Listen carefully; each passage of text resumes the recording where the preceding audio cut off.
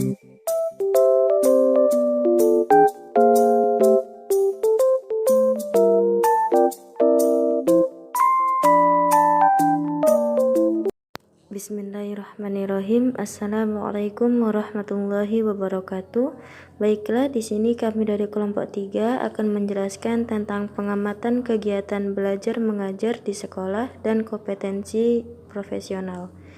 Di sini kami berangkat 3 orang. Yang pertama Betty Anis Rosidah, Puput Putri Pamungkas, dan Purwani Siwiastuti. Baiklah, langsung pada materi yang pertama, yakni pengertian kegiatan belajar dan mengajar.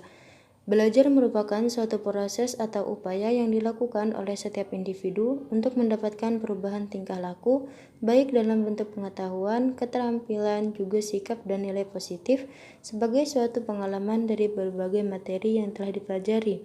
Sedangkan mengajar adalah bagian daripada adanya serangkaian aktivitas atau kegiatan kompleks yang dilakukan guru untuk menyampaikan pengetahuan kepada siswa, sehingga terjadi proses belajar.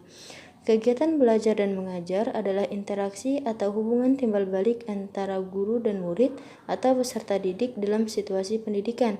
Proses belajar mengajar adalah fenomena yang kompleks. Selanjutnya, pengertian belajar mengajar menurut para ahli.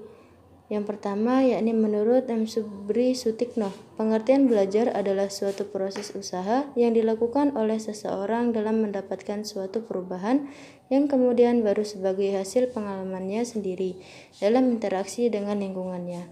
Yang kedua, yakni menurut Nana Sujana, pada hakikatnya mengajar adalah suatu proses, yaitu proses mengatur, mengorganisasi lingkungan yang ada di sekitar siswa sehingga dapat menumbuhkan dan mendorong siswa melakukan proses belajar mengajar. Baik, selanjutnya saya kembali berikan kepada saudari Betty Anis Rosidah. Faktor-faktor yang mempengaruhi keberhasilan kegiatan belajar mengajar. 1. Motivasi belajar yang tinggi. Motivasi merupakan salah satu faktor yang sangat penting dalam belajar. 2. Metode pembelajaran yang tepat. 3. Lingkungan belajar yang nyaman. Lingkungan belajar yang nyaman sangatlah membantu kita akan kefokusan dalam pembelajaran. 5. Konsisten dalam belajar. Belajar secara konsisten merupakan salah satu kunci dalam mencapai keberhasilan belajar. Dan yang keenam, keterlibatan dalam proses belajar. Baik, di sini saya akan melanjutkan materi yang telah disampaikan oleh saudari Betty Anis Rosidah.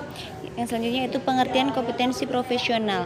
Kompetensi berasal dari bahasa Inggris competency, yang berarti kecakapan dan kemampuan. Pengertian dasar kompetensi adalah kemampuan atau kecakapan. Profesionalisme adalah suatu pandangan bahwa suatu keahlian tertentu diperlukan dalam pekerjaan tertentu, yang mana keahlian diperoleh melalui pendidikan khusus atau latihan khusus.